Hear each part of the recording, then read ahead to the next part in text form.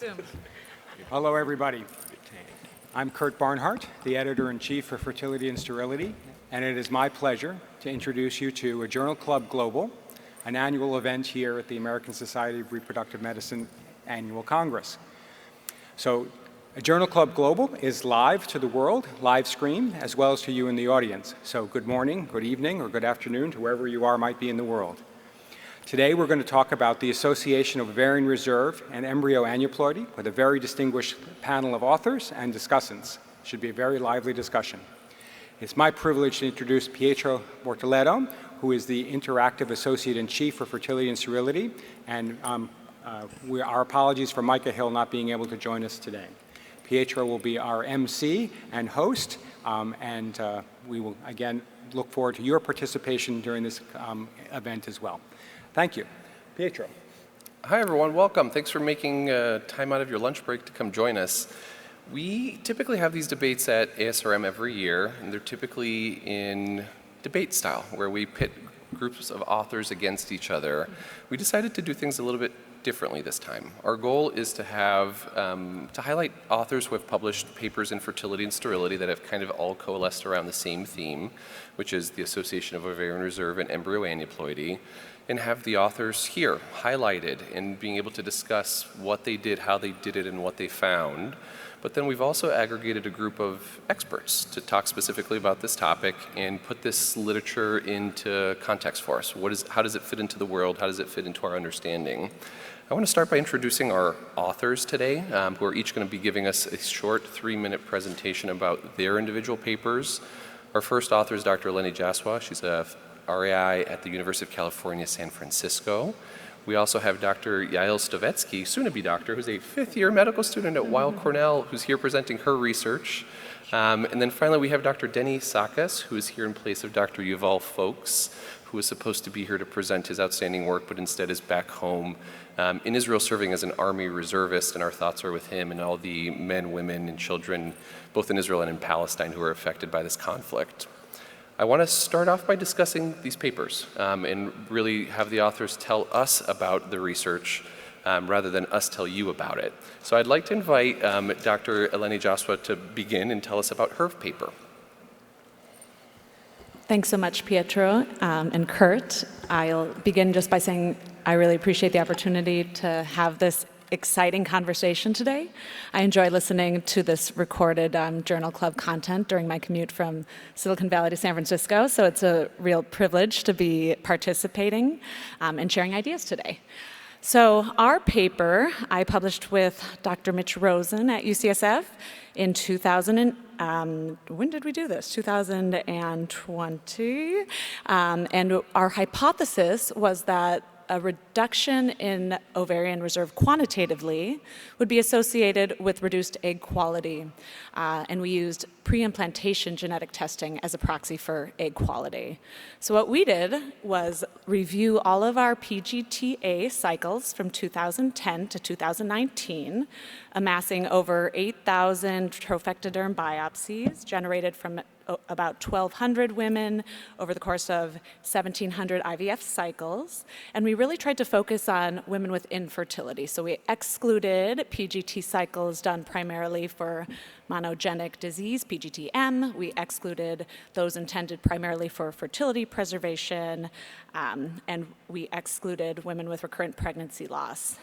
And what we found using generalized linear models with cluster robust standard errors for the modeling was a 23% reduction in the odds of a blast being euploid. I should mention these women were 19 to 42 years old. And so we did indeed find evidence of a reduction in what we used as a proxy for egg quality in those women with diminished ovarian reserve, which was a clinician-assigned diagnosis. That was our predictor. We did a secondary analysis looking not at the clinician-assigned diagnosis of diminished ovarian reserve, but instead at those women generating the lowest quartile of mature eggs in any given IVF cycle. We did this as an analog to poor ovarian response. And the findings in that analysis mimicked our primary findings, again, identifying a reduction in euploid rates overall. We then looked finally at whether, once you have a euploid embryo in your hands, when you transfer that to a woman, do live birth rates differ between women with DOR and without it? And at that point, we found no difference in live birth rates following embryo transfer of euploid embryos. So in summary, looking at women 19 to 42 years old with infertility, we found that clinician-assigned diagnoses of diminished ovarian reserve was associated with reduced euploid rates, but not ultimate live birth potential of euploid embryos. Thanks, Eleni. I remember reading this paper as a fellow and thinking, oh my goodness, this is going to open up a Pandora's box. We should study this. And it's with great pleasure that we have one of our medical students who helped us with this project here to present her work, soon to be Dr. Stavetsky. Would you tell us a little bit about what you found? Yes, absolutely. Thank you so much for having me. It's such a great honor to be here and to speak about our work. So we were motivated basically with the aim of understanding the correlation between AMH as a quantitative measure of ovarian reserve and blastocyst ploidy as the quantitative marker. We chose two populations of women. One was the general population of women pursuing IVF with PGTA, and the second was a less studied population of women who pursued IVF with PGTM and who were presumed to share the reproductive potential with the general population. We used all of our data from 2012 to 2020. And we decided to use AMH because we felt that some of the challenges of interpreting the quality question using available data was that there was a variety of quantitative markers used in the studies. And there was also the use of clinical definitions of DOR, which we felt is interesting in its own way, but may actually obscure the interaction. And so we chose to use AMH, and we used a cutoff of 1.1 to classify women as either low AMH or normal AMH. And we found overall no interaction in terms of euploidy rates, as well as aneuploidy and mosaicism. We continued to conduct sensitivity analyses using AMH quartiles, and we also conducted sensitivity analyses of age categories that were women less than 35 years old, women who were 35 to 37, and women who were 38 to 39. All of our women were less than 40 years of age. These sensitivity analyses actually added pretty important nuance to our study, and namely that was that the non-significant trend which we have seen, whereby women with increasing AMH classified categorically as either less than 1.1 or not, or as increasing AMH quartiles, this non-significant trend where the women with the increasing AMH actually had increasing euploidy rates was entirely driven by the age of the patient. So when we looked at the age groups, we found that women who were 35 to 37 and 38 to 39 had that trend, whereby those who were less than 35 years old either had a negative trend or nothing whatsoever. So that finding really corroborated our conclusion that it was factors linked to age rather than just the pure effect of having a diminished ovarian reserve that compromises the quality of the egg. So for us, our take-home message from this study was that AMH at this point cannot predict euploidy rates and cannot be used in a clinical way to help patients who are pursuing IVF and would like to have a better idea of what their success rates might be. Thank you. Dr. Sakas, tell us a little bit about Dr. Folks' study from Boston IVF. Thanks, Pietro.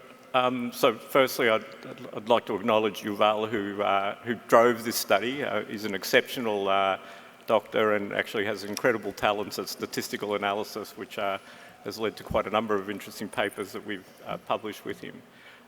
And what we did in our study, we used aneuploidy rates as a surrogate marker for embryo quality. And we looked at the aneuploidy rates in young women who were less than 40 with diminished ovarian reserve, which was assessed before treatment, before their IVF cycle. And we also looked at patients who had poor ovarian response post-cycle. So we actually created two groups. We had the diminished ovarian reserve group and the poor ovarian response group, and we used a statistical technique called propensity score matching you can do a pseudo randomized trial if you want, so where you match statistically the patients in control to the patients of interest. So the two patients of interest we had was the diminished ovarian reserve patients, and we actually matched them to as a 1-to-2 ratio of other patients who had similar characteristics to them. And we also did the same for patients with poor ovarian reserve. We actually matched them with a higher ratio of control groups. So allowing you to match these statistically gives you a very good way of actually comparing patients who have a slightly similar profile. And as I said, these were all young women who were less than 40, were doing autologous treatment, and we were looking at their first frozen transfer results. To assess these patients, we actually we did a comparison. We looked at the aneuploidy rates of all these patients, and what we found was that young women diagnosed with diminished ovarian reserve or poor ovarian response, they exhibited equivalent aneuploidy rates and live birth rates per couple per euploid embryo before transfer, and this was in the large matched population that we had. So, and the matching was based largely on age, body mass index, and IVF cycle initiation characteristics. There was a lower percentage of cycles with no euploid embryos available for transfer in the diminished ovarian reserve and the poor ovarian response patients. But what we actually found was that the question for these patients is quantity, not quality.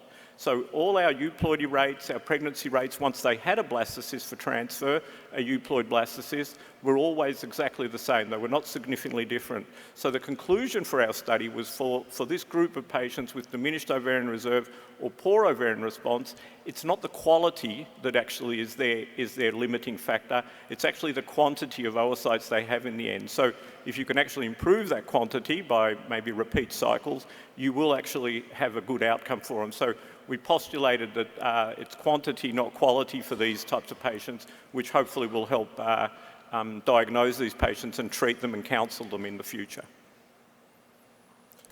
Thank you, Denny. It's really nice to have 3 excellent papers published in Fertility and Sterility over the course of the last 3 years that have looked at the same kind of topic, but in slightly different ways.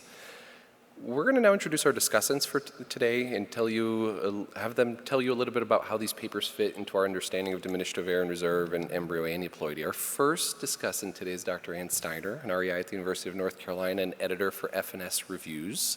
We also have Dr. Scott Nelson, who has my old job, the Muir Head of Professor of OBGYN at the University of Glasgow. I think that's the 3rd time I've made that joke, Scott. And then Dr. Enrique Schisterman, who is the chair of the Department of Biostatistics at the University of Pennsylvania.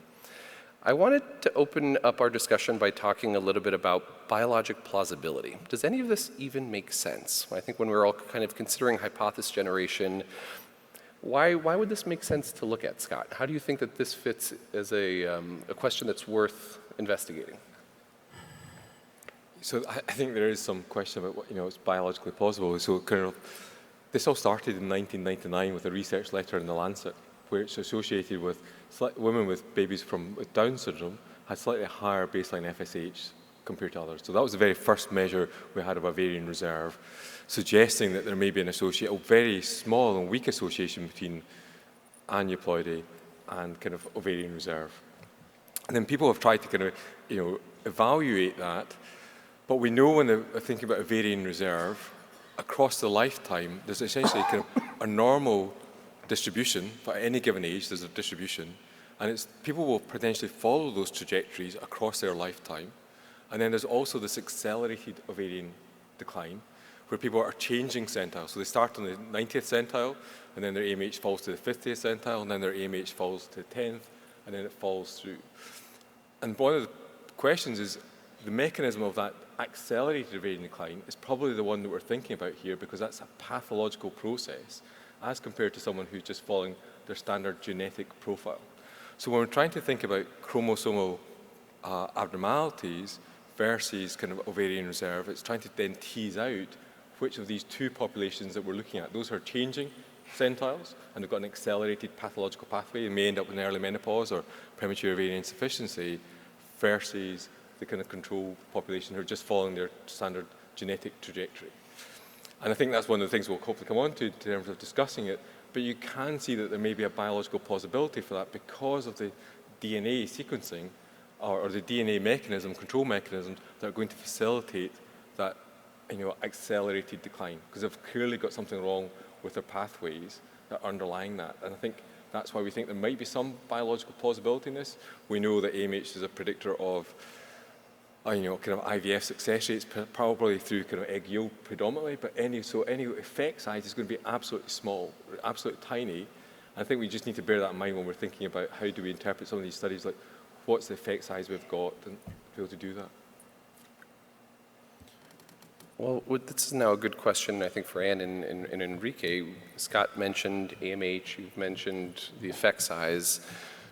Is AMH really the best marker we have for ovarian reserve, if we're really trying to find an association? And do you think that there are other markers that we should be using that may arrive a little bit closer to the truth? Well, I think it's quite interesting, and we can see kind of when we're using the impact of using various or different markers of ovarian reserve. So in the presentation of the first paper, which is very nicely presented, we saw that it was physicians assigned using the Bologna criteria, and which is defined by a combination, 2 out of the 3 of low ovarian reserve by a marker, or poor ovarian response, or age over 40 years of age. That is very different from what was used in the other groups when we were talking about what is your marker of ovarian reserve. There we were specifically relying on